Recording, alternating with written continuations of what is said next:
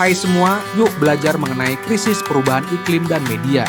Simak videonya sampai habis ya. Apakah kalian melihat berita tentang banjir bandang, kekeringan ekstrem, atau badai dahsyat?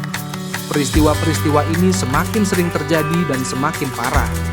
Apa yang sebenarnya terjadi? Jawabannya adalah perubahan iklim. Perubahan iklim kini menjadi salah satu isu paling mendesak di dunia. Kita mulai melihat dampaknya di sekitar kita, dari kebakaran hutan yang meluas hingga banjir yang semakin sering melanda.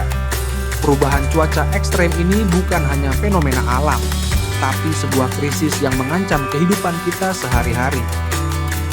Di lingkungan sekitar kita, dampak perubahan iklim semakin nyata.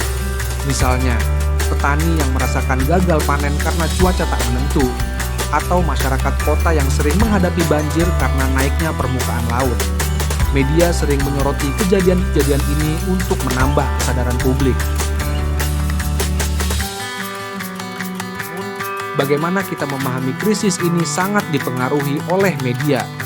Melalui berita yang kita baca, video yang kita lihat, dan informasi yang kita terima setiap hari, media membantu membentuk cara kita memandang dan merespons perubahan iklim. Media memainkan peran penting dalam menyampaikan informasi tentang perubahan iklim. Media massa, televisi, hingga sosial media berperan sebagai sumber utama informasi yang diterima masyarakat. Namun, cara media menyampaikan isu ini bisa berbeda-beda tergantung kepentingan seperti apa yang media butuhkan.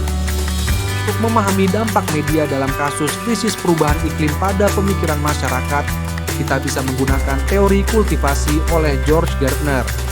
Teori ini mengatakan bahwa orang yang terpapar media secara terus-menerus akan menganggap isi media sebagai kenyataan. Jika media sering melaporkan krisis iklim dengan visual dramatis, ini bisa membuat kita merasa krisis tersebut sangat mendesak.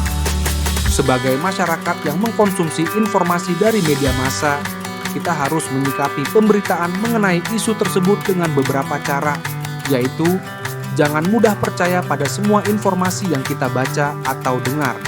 Percayakan informasi pada lembaga penelitian, pemerintah, dan media yang memiliki reputasi baik.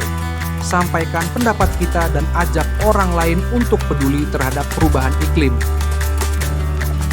Perubahan iklim adalah masalah serius yang perlu perhatian kita semua. Dengan informasi yang benar dan kesadaran yang tinggi, kita bisa mulai melakukan aksi nyata untuk menjaga lingkungan demi masa depan yang lebih baik.